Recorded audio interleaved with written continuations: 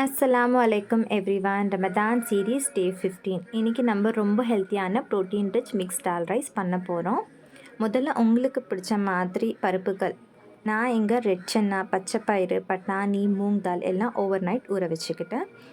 Next ஒரு குக்கரில் oil சேர்த்து லவங்கம், பட்டை, இலாச்சி போட்டு அதுக்கப்புறம் வெங்காயம் சேர்த்து நல்லா வதக்கிக்கோங்க. அதுக்கப்புறம் ஜிஞ்சர் கார்லிக் பேஸ்ட், சால்ட், அப்புறம் டொமேட்டோ சேர்த்து நல்லா சாஃப்டாகிற வரைக்கும் வதக்கிக்கணும்.